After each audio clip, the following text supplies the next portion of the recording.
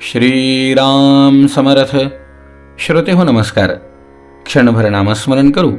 प्रभू श्रीरामचंद्रांच्या दिव्य लीलांचं स्मरण करू. श्रीराम जय राम जय जय राम. श्रीराम जय राम जय जय राम. श्रीराम जय राम जय जय राम. श्रीराम जय राम जय जय राम. श्रीराम जय राम जय जय राम. श्रीराम जय राम जय जय राम. जय जय रघुवीर समर्थ. चरितं रघुनाथस्य शतकोटी प्रविस्तरम् एकैकक्षरं पुंसा महापातकनाशनम्. श्रोते हो, येणारा 22 जानेवारी 2014 हा दिवस म्हणजे जगातील सनातन वैदिक तत्वांचे जे अनुयायी आहेत त्यांच्या जीवनातील एक अभूतपूर्व आनंददायी आणि मांगल्यमय दिवस.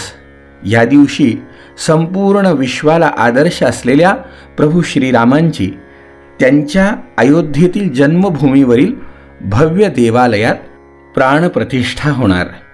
आपल्याला माहिती आहे, सुमारे 500 वर्षापूर्वी मोघलांच्या आक्रमणामध्ये प्रभूंचं भव्य दिव्य मंदिर उद्ध्वस्त करण्यात आलं. मंदिर उद्ध्वस्त झालं, पण प्रभूंची दिव्य शक्ती त्याच ठिकाणी वास्तव्य करत होती आणि त्या शक्तीचा दिव्य अनुभूतीचा योग आज संपूर्ण विश्व घेतंय. प्रभूंवर विश्वास असणाऱ्या लाखो भाविकांनी शेकडो वर्ष केलेल्या दिव्य तपश्चर्येचं हे फळ आहे. अनेकांनी बलिदान केलं, अनेकांनी अनुष्ठान केलं, अनेकांनी भगवंतासाठी आपल्या आपल्या परीने जे जे योगदान दिलं त्या योगदानाच्या संपूर्ण फलश्रुतीचा हा दिवस. मंडळी बघा ना, आपल्या अनेक पिढ्यांनी भगवंताचा वनवास पाहिला, पण बघा ना आज जी पिढी आहे त्या पिढीचा किती अभूतपूर्व योग आहे की तिला भगवंताचा राज्याभिषेक सोहळा पाहायला मिळतोय. मंडळी, हे औचित्य साधून आपण भगवंताच्या लीलांचं, भगवंताच्या गुणांचं स्मरण करणार आहोत, एवढ्यासाठी की त्या भगवंताची, त्या प्रभू श्रीरामांची आपल्या हृदयस्थ मंदिरात सुद्धा स्थापना झालीच पाहिजे या मंगलमय मुहूर्तावरती. मंडळी, आपल्याला माहिती आहे, भगवान श्रीरामांचं वर्णन हजारो वर्षांपासनं लाखो मुनी संत ऋषी करत आलेत. बुधकौशिक ऋषी तर म्हणतात, चरितं रघुनाथस्य शतकोटी प्रविस्तरम. भगवान प्रभू श्रीरामांचं दिव्य चरित्र 100 कोटी श्लोकांमध्ये विस्तीर्ण असं आहे. एकैक अक्षरं पुंसा महापातकनाशनम. आमच्यातलं महापाप नाश करण्याची ताकद त्याच्यामध्ये आहे. आमच्यातलं अज्ञान, आमच्यातली कमतरता, आमच्यातला अविश्वास, आमच्यातली दुर्बलता या सगळ्या गोष्टींना दूर करण्यासाठी प्रभूंचं चरित्र श्रवण करण्यासारखं आहे. प्रभूंच्या लीला, प्रभूंचे गुणानुवाद श्रवण केलेच पाहिजे. श्रोते हो, त्या प्रभू श्रीरामांच्या चरणी अढळ विश्वास ठेवणारे राष्ट्रगुरू समर्थ रामदास स्वामी महाराज वयाच्या 5व्या वर्षी आईला म्हणले, चिंता करतो विश्वाची. या विश्वाच्या चिंतेने, विश्वाच्या कल्याणासाठी वयाच्या 8व्या वर्षी गावाबाहेरील मारुती मंदिरात 3 दिवस पद्मासन घालून बसले. 3 दिवस पद्मासन घालून मारुतीरायांना प्रसन्न करून प्रभू श्रीरामांचा अनुग्रह प्राप्त करून वयाच्या 12व्या वर्षी घराबाहेर पडून नाशिकला 12 वर्ष मिळालेल्या अनुग्रहाचं दिव्य 13 कोटी रामनामाचं जप अनुष्ठान करणारे समर्थ रामदास स्वामी महाराज ज्या वेळेला या समाजातली मरगळ अज्ञान दूर करण्यासाठी असैतू हिमाचल भ्रमण करत होते, त्यावेळेला प्रभू श्रीरामांच्या दिव्य लीला एकेका श्लोकातून भिक्षेच्या निमित्ताने समाजासमोर मांडत होते. त्या अलौकिक दिव्य लीलांचं वर्णन समर्थांनी ज्या मनाच्या श्लोकाच्या माध्यमातून केलंय ना मंडळी, त्यातले एक एक श्लोक आपण 7 दिवस विचारात घेणार आहोत. त्या प्रभू श्रीरामांचं वर्णन करताना समर्थ रामदास स्वामी महाराज म्हणतात, छत्रसिंहासनी अयोध्येचा राजा. छत्रसिंहासनावरती माझे प्रभू श्रीराम नांदतसे माझा माय बाप. माझा मायबाप, माझा माय बाप त्रैलोकी समर्थ. माझे प्रभू श्रीराम त्रैलोक्यामध्ये सामर्थ्यवान आहेत. सकळ मनोरथ पूर्ण करी सगळ्यांचे मनोरथ पूर्ण करण्यास ते समर्थ आहेत. आणि मंडळी बघा, 500 वर्ष प्रतीक्षा करणाऱ्या भाविकांचं मनोरथ पूर्ण करण्यासाठी हा अभूतपूर्व योग भगवंतांनी कशा प्रकारे जुळवून आणला. मला सांगा, फक्त मंदिर होत नाहीये, तर आज जगामध्ये प्रभू श्रीराम नामाचा जय जयकार होतोय. मग माझा माय बाप त्रैलोकी समर्थ, सकळ मनोरथ पूर्ण करी पूर्ण प्रतापाचा कैवारी देवांचा. माझे श्रीराम पूर्ण प्रतापाने सगळ्यांचं रक्षण करणार आहेत. बरं, फक्त मानवाचं रक्षण करतात का? नाही. पूर्ण प्रतापाचा कैवारी देवांचा, नाथ अनाथांचा स्वामी माझा राम, स्वामी माझा राम योगी या विश्राम. माणसांना नाही तर देवांना नाही तर योग्यांना सुद्धा स्वामी माझा राम योगी या विश्राम. सापडले वर्म थोर भाग्य असा योग्यांचा, देवांचा, माणसांचा असलेला कैवारी प्रभू श्रीराम. या श्रीरामांचं अधिष्ठान आमच्या जीवनामध्ये आम्हाला कुठेतरी स्थिर करायला मिळालं, अनुभवायला मिळालं. खरंच सापडले वर्म थोर भाग्य म्हणून या दिव्य अनुभूतीला अनुभवायचा योग आमचाला. बरं, ज्याला हा दिव्य अनुभूतीचा योग आला ना, त्याच्या जीवनामध्ये थोर भाग्य ज्याचे राम त्याचे कुळी. ज्याचं भाग्य थोरे त्यालाच प्रभू श्रीरामांची सेवा करायला मिळणार. थोर भाग्य ज्याचे राम त्याचे कुळी, संकटी सांभाळी भाव बळे. तो प्रभू श्रीराम संकटामध्ये सगळ्यांचा सांभाळ करतो. पण त्याच्यासाठी आपल्याकडे एकच बळ आवश्यक आहे. आपल्याकडे धनाचं बळ नसलं तर चालेल, आपल्याकडे शारीरिक बळ नसलं तर चालेल, पण आपल्याकडे आपल्या श्रद्धेचं बळ असणं गरजेचं आहे. ज्याच्याकडे श्रद्धेचं बळ आहे, ज्याची श्रद्धा, ज्याची भावना, ज्याची भक्ती प्रभूंच्या चरणी आहे ना, संकटी सांभाळी भाव बळे, त्या शक्तीच्या बळावरती भगवान त्याचं रक्षण करणार. भाव बळे जेने धरिला अंतरी.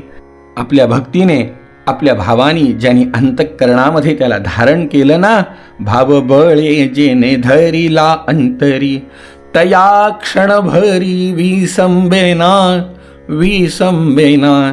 त्याला क्षणभर सुद्धा भगवंत अंतर देत नाही. तया क्षण भरी विसंबेना राम आपुल्या दासासी. क्षणभर सुद्धा दासाला आपल्यापासून दूर जाऊ देत नाही, दूर होऊ देत नाही.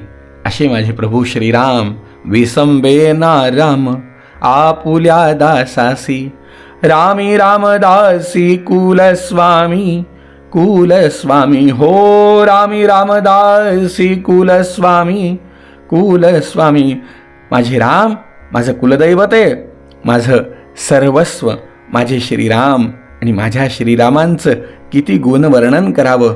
त्यांचा आश्रय घ्या, त्यांच्या आश्रयामध्ये जीवनाचं कल्याण आहे हे सांगताना श्री समर्थ रामदास स्वामी महाराज हा उपदेश समाजाला करण्यासाठी असैतू हिमाचल फिरत असताना 1111 मारुती मंदिरांची स्थापना केली.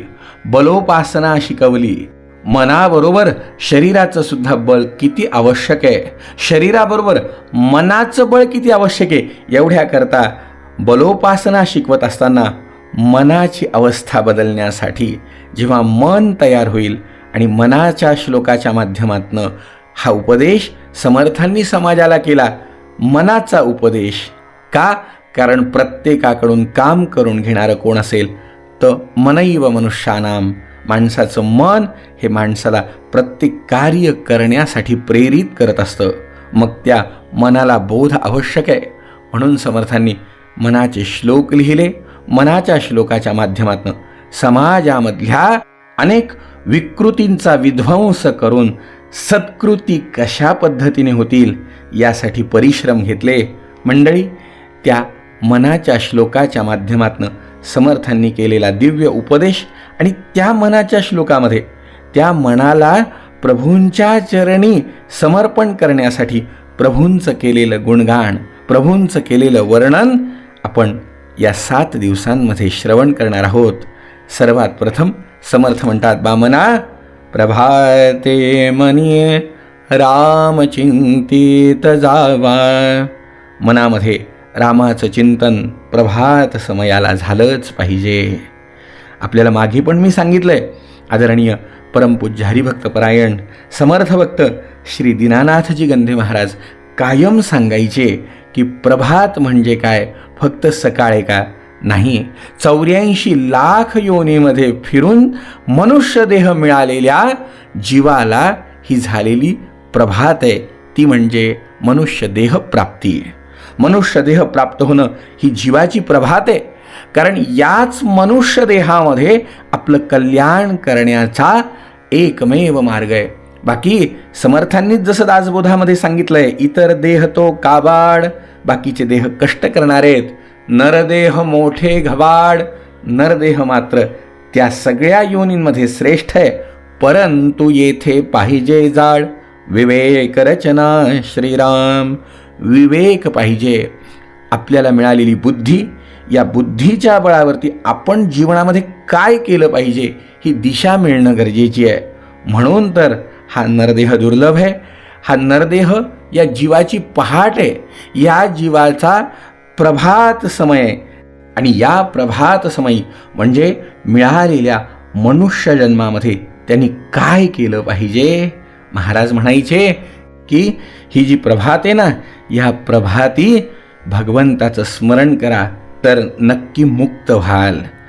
समर्थांचंच ते म्हणणं आहे की ज्या वेळेला ही प्रभात झाली आहे ना, त्या प्रभात समयी प्रभाते मनी रामचिंतित जावा, त्या प्रभूंचं स्मरण झालंच पाहिजे. आणि हो मंडळी, दिवसाची सुरुवात झाल्यावर सुद्धा रामाचं स्मरण झालंच पाहिजे. आपल्याला माहिती आहे की या पृथ्वीवरती 5 प्रलय होतात. त्या 5 प्रलयामधला एक प्रलय म्हणजे नित्य प्रलय, दिवसाची रात्र आणि रात्रीचा दिवस. एकदा रात्र उलटून गेली की दुसरा दिवस जेव्हा उगवतो तेव्हा आदल्या दिवशीचं सगळं सुखही हळूहळू पुसल्या जातं आणि सगळं दुःखही हळूहळू पुसल्या जातं. जीवनामध्ये पुन्हा परत न येणारी एक गोष्ट म्हणजे गेलेला कालचा दिवस.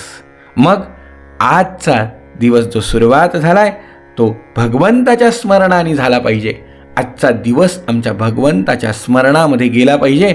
नव्हे आमच्या आजच्या दिवसभरामध्ये आम्ही जे काही कर्म करणार आहोत, कारण आम्ही व्यवहारामध्ये जास्त असणार आहोत, मग व्यवहारामध्ये आम्ही जास्त असताना सकाळी उठल्यावरती आम्ही त्याचं स्मरण केलं पाहिजे की जो जीवनाचा आदर्श आहे, ज्याचं प्रत्येक कर्म अशा प्रकारे समाजाला मार्गदर्शन करणार आहे की कधीही त्याच्याकडनं कुणाचाही मत्सर, कुणाचाही द्वेष, कुणाचीही निंदा, कुणालाही त्रास, कुणालाही आपल्याकडून कोणत्याही प्रकारे वाईट अशी वागणूक मिळणार नाही. मग त्या स्मरणाने आपल्या दैनंदिनीमध्ये होणारा बदल जो आदर्शभूत ठरेल तो म्हणजे प्रभू श्रीराम. म्हणून समर्थ म्हणतात, प्रभाते मनी रामचिंतित जावा. त्या रामांचं चिंतन केलंच पाहिजे की ज्यांच्या दिव्य गुणांच्या अनुसंधानाने आमच्या अज्ञानाची, आमच्या दुःखाची बोहरी होणार आहे. म्हणूनच आम्ही त्याचं स्मरण केलं पाहिजे. ते स्मरण खरं म्हणजे परावाणीपासून झालं पाहिजे, जी आपल्या बेंबीजवळ असते. आपल्या बेंबीजवळ असलेल्या परावाणीतून त्याचं नाव आपल्याकडनं निघालं पाहिजे. पण त्याचा सुरुवातीचा पाया कुठे असेल तर आपली वैखरी म्हणजे आपल्या जिभेनी आधी भगवंताचं नाम घ्यायला सुरुवात केली पाहिजे. जेव्हा आमची वैखरी भगवंताचं नाव घ्यायला लागेल, त्यानंतर हळूहळू त्या वैखरीपासून मध्यमा म्हणजे कंठाजवळ, त्यानंतर पश्चंती म्हणजे हृदयाजवळ आणि मग परावाणी म्हणजे नाभीजवळ भगवंताचं नाम हळूहळू उतरायला लागेल. आणि जेव्हा आमच्या परावाणीतून भगवंताचं नाम घ्यायला सुरुवात होईल, त्यावेळेला देव आमच्याजवळ असल्याची अनुभूती आम्हाला येईल. यासाठी पुढे वैखरी राम आदी वदावा, यासाठी रामाचं आधी वैखरीने आम्ही स्मरण केलं पाहिजे. मग ही अनुभूती येण्यासाठी, ही वाणी आमची सिद्ध होण्यासाठी आम्हाला काय करावं लागेल? सदाचार हा थोर सांडू न येतो. सदाचाराने आमचं जीवन वर्तन केलं पाहिजे. त्यावेळेला जनी तोचितो मानवी धन्य होतो. तेव्हा आपण माणूस म्हणून धन्य होऊ. माणूस म्हणून धन्य होण्यासाठी ज्या प्रभू श्रीरामांचा आदर्श आम्ही घेतला पाहिजे, त्या प्रभू श्रीरामांच्या दिव्य लीला आणि गुणांचं श्रवण उद्याच्या भागात करू, आम्ही करू आणि आमच्याबरोबर आमचे आप्त, इष्ट, मित्र सगळ्यांना हे श्रवण अवश्य करवून देऊ. जय जय रघुवीर समर्थ.